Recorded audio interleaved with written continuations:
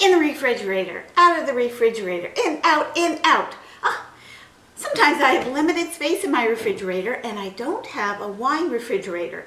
So what I have to do, I take the wine bottles out and put them elsewhere, and then when I have room again, I put them back in the refrigerator.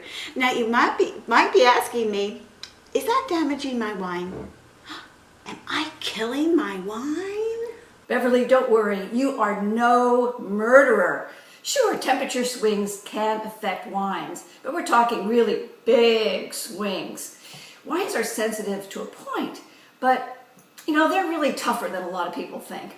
Now, when you do take wine out of the refrigerator, don't be putting it into a hot closet. It's really temperature extremes that really squeeze the life out of a wine. It's the high temperatures that can really harm your wine, especially high temperatures rather than the cold. So think of hot as the hitman on your wine. Extreme heat can really ruin a bottle of wine quickly. Think about that bottle of wine that you might have left in your trunk in the heat of summer. That's called cooked wine.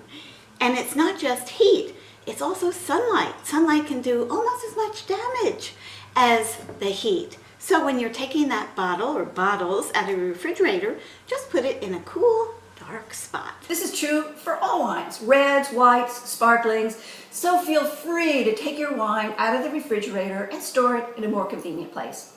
A few ins and outs are not likely to hurt much. Just don't make a habit of it.